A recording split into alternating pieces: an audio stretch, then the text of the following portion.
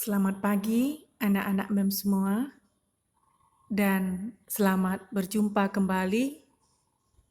Kita pertemuan ke-8 PPKN Senin 14 September 2020 melanjutkan bab kedua tentang norma dan keadilan dalam bentuk pembelajaran jarak jauh. Nah, anak-anak, seperti biasa, sebelum memulai pembelajaran ini, maka harus berdoa terlebih dahulu, lalu nanti isi absen mata pelajaran ini lewat kelas, lewat WA, dan pembelajaran hari ini dicatat di buku catatan, dan latihannya di buku latihan. Nah, anak-anak, untuk mengirim ke WA MEM, tolong foto dengan jelas dan secara berurutan.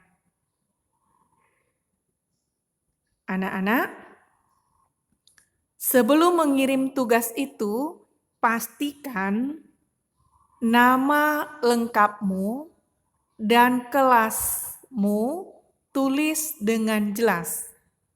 Karena ada beberapa nama yang sama, tetapi kelas berbeda, bahkan tingkat berbeda. Jadi tolong nama lengkap yang jelas dan kelasnya. Lalu kirim ke WA MEM ini. Nah, untuk pembelajaran hari ini, setelah mempelajari lanjutan bab kedua tentang norma dan keadilan ini, maka anak-anak diharapkan mampu yang pertama, bersyukur atas keberadaan norma dalam kehidupan bermasyarakat, berbangsa, dan bernegara. Menyadari pentingnya penegakan hukum untuk kehidupan bermasyarakat, berbangsa, dan bernegara. Mendukung proses penegakan hukum, terlibat aktif dalam penegakan tata tertib di sekolah, mendeskripsikan pengertian dan macam-macam norma. Nah, fungsi aturan dalam masyarakat itu adalah yang pertama, pedoman dalam bertingkah laku. Jadi, norma itu memuat aturan tingkah laku masyarakat dalam pergaulan sosial. Maka, untuk berkehidupan dalam bermasyarakat, harus ada pedomannya. Yang kedua, menjaga kerukunan anggota masyarakat. Norma itu mengatur agar perbedaan dalam masyarakat tidak menimbulkan kekacauan atau ketidaktertiban. 3. Sistem pengendalian sosial. Tingkah laku anggota masyarakat diawasi dan dikendalikan oleh aturan yang berlaku. Pasal 1 ayat 3 UUD 1945 menyatakan bahwa negara Indonesia adalah negara hukum. Apa yang dimaksud dengan negara hukum? Negara hukum adalah negara yang mendasarkan segala sesuatu, baik tindakan maupun pembentukan lembaga negara pada hukum tertulis atau tidak tertulis. Jaminan UUD 1945 bahwa Indonesia sebagai negara hukum dapat ditemukan dalam UUD 1945 pasal 1 ayat 3 dan pasal 27 ayat 1 yang berbunyi, segala warga negara bersamaan kedudukannya di dalam hukum dan pemerintahan dan wajib menjunjung hukum dan pemerintahan itu dengan tidak ada kecualinya. Nah, fungsi dari norma hukum itu adalah 1. Memberikan pengesahan atau legitimasi terhadap apa yang berlaku dalam masyarakat. Yang kedua, sebagai alat rekayasa masyarakat. Yang ketiga, sebagai sarana pembentukan masyarakat, khususnya sarana pembangunan. 4. Sebagai senjata dalam konflik sosial. Nah, anak-anak, keadilan berasal dari kata dasar adil. Dalam Kamus Besar Bahasa Indonesia, adil itu diartikan sebagai tindakan tidak berat sebelah, sepatutnya, tidak sewenang-wenang. Keadilan menandaskan bahwa setiap manusia tidak boleh diperlakukan sewenang-wenang, tetapi harus diperlakukan sesuai dengan hak-haknya. Keadilan mengharuskan seseorang untuk memperoleh sesuatu yang menjadi haknya dan diperlakukan sebagaimana mestinya.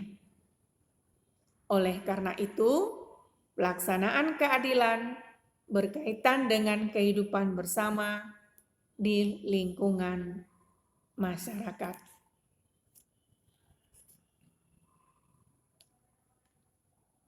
Nah, nilai-nilai keadilan harus terwujud dalam kehidupan bersama, yaitu A. Keadilan distributif, yaitu suatu hubungan keadilan antara negara terhadap warganya. Dalam arti, pihak negara yang wajib memenuhi keadilan dalam bentuk keadilan, membagi dalam bentuk kesejahteraan, bantuan, subsidi, dan kesempatan hidup bersama yang didasarkan atas hak dan kewajiban. B. Keadilan legal, yaitu hubungan keadilan antara warga negara terhadap negara dan pihak warga negara wajib memenuhi keadilan dalam bentuk mentaati peraturan perundang-undangan yang berlaku. C.